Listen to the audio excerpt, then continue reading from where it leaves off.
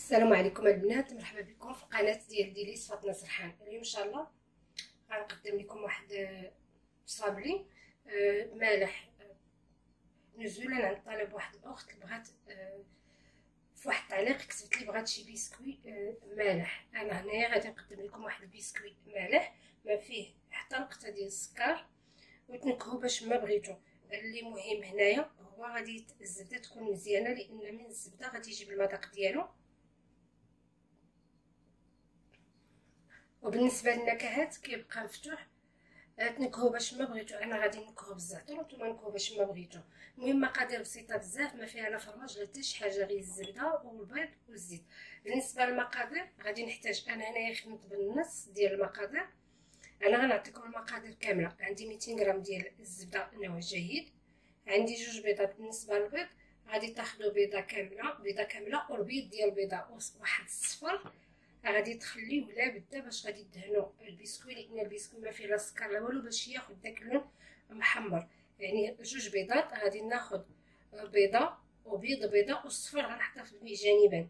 عندي هنايا 3 ديال الكاس ديال الزيت. بالنسبه هنا الملحه القياس اللي غادي يملح ليا. وعندي هنايا واحد 4 معلقه ديال الخميره ديال الحلوى. وغنحتاج الطحين اللي غيجمع الخليط. انا هنايا درت الزعتر نكو باش ما بغيتو، راه كاين ديروا الاعشاب اللي كتبغيو ديروها. انا اختاريت الزعتر، تقدروا ما ديروا والو، تكتفيو غير بهاد المقادير بلا زعتر. الطريقه سهله، الطريقه ديال بحال اللي غادي نعجنوا انصابلي.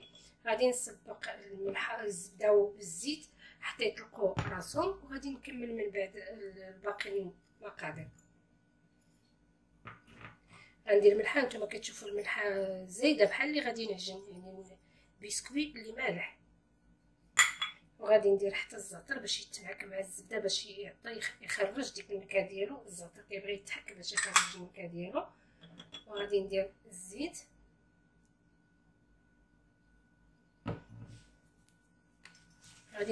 غادي نمعكم مزيان.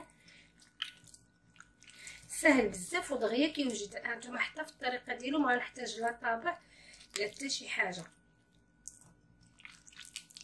غادي ندير ما عرفت واش ديك القطعه ديال البطاطا هي باش غادي نصاوبو في ساعه كيوجد. يعني تعجنيه وديري مقريش تعمري اتاي يكون هو وجد، يعني ما تياخذش وقت، ما فيه لا فينيسيون لا والو. كنعجنوه نقطعوه صافي وندفعوه يطيب. وبالنسبه اللي بغى يدير الطباعات يدير الطباعات. انا غادي نوريكم الطريقه باش غنخدمو، الطريقه سهله جدا غادي تشوفوها. اللي ما عندوش القطعه البطاطا يقدر يقطع غير بالموس. المهم انا غادي نبقى مع الزبده حتى ترطب باش ما رطبت، باش ما نحصلش ملي ندير الدقيق نلقى بحال هكا طروفه ديال الزبده، لان ما كاينش السكر سنيده معاش تحك باش تذوب. المهم اخترت عليكم الهضره. انا كنتوجه بالكلام ديالي للمبتدئات، وتبارك الله المراه المغربيه راه حاكه ما حتى نوريكم اش غادي ديروا. انا غادي نبقى هكا. انا هنايا زدت البيضه غادي ندخلها في هاد الزبده، غادي نحاول معاها.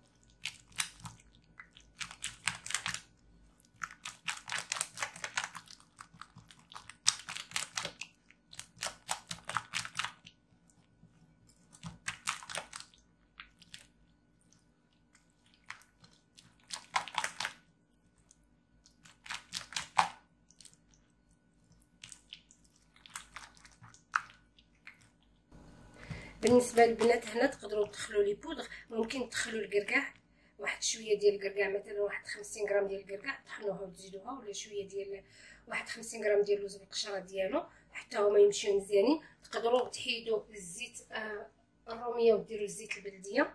انا هنا دابا غادي ندخل الطحين بحال اللي كنعجن الصابلي ما نتلكش. غادي ندير الخميره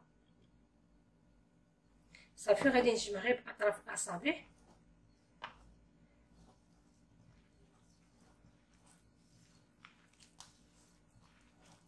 صافي انا غادي نجمعها.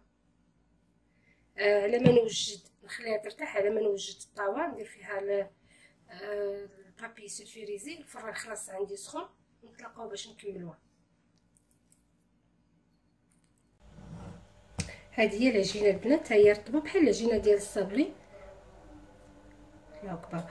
المهم من بعد انا غادي نطلقها وغادي نكملها معكم ان شاء الله.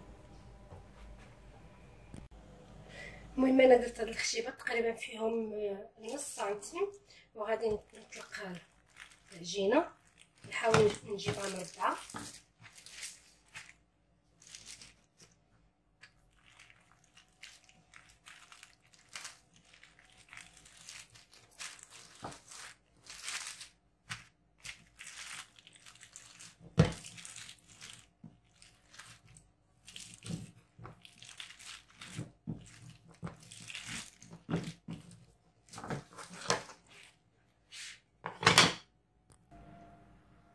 نحاول نقطعها باش نجيب حوافها مقادين.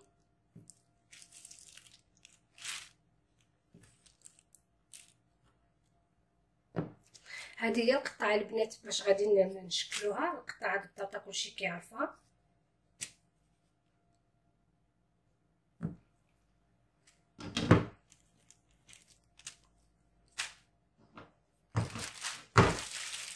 قربني باش تبان لكم صافي. وغادي نحاول نقطع واحد المربعات اللي يكونوا قد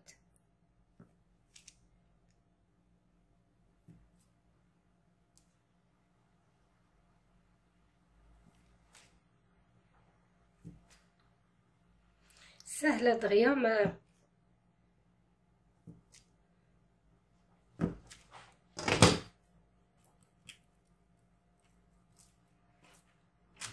صافي. ونعاود نقطعو بالاتجاه الاخر.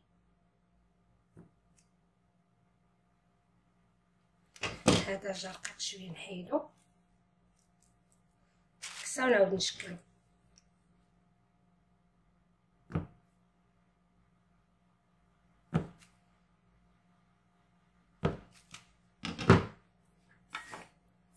صافي.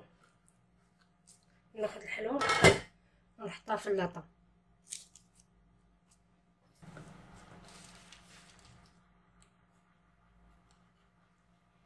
هانتوما البنات كتشوفوها بسيطه بزاف وسريعه.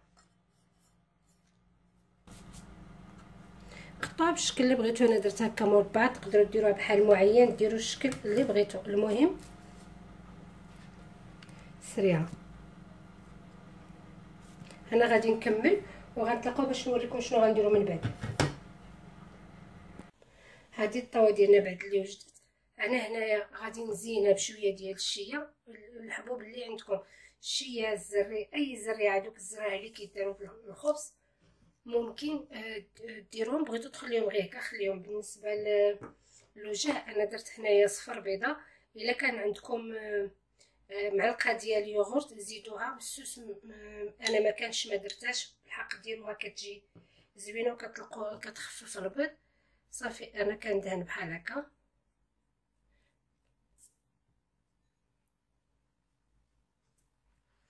ونشربطوها بالفرشيطه غير باش تعطيني ديك ملي طيب. صافي. ومن بعد غادي ندير شويه ديال هاد الشيه الوسط. ديروا اللي عندكم، بغيتو تغطيوها كامل بغيتو. انا اختاريت ندير غير شويه هنايا الوسط. صافي. انا غادي نكمل، غادي ندخلها طيب عافيه مهيله، طيب على المعل باش تجي مقروشه. ومن بعد عاد نديروا لها العافيه من الفوق باش تحمر، ونوريها لكم في الاخر كيفاش كتجي من بعد ملي كطيب. هذا هو الشكل ديالها بعد اللي دهنتها كامله بالبيض ودرت لها شويه د البافو. بغيت نوريها لكم قبل ما ندخلها الفران. هذه هي الوصفه ديال اليوم. نتمنى تجربوها، سهله بسيطه كتوجد في الحين، وتقدروا تغيروا في النكهات. كتجي روعه البنات مع القرقاع كيتواتى مع سميتو الزعتر. المهم هي تجربوها وتعجبكم، خصوصا الناس اللي تتبغي حلوه مالحه.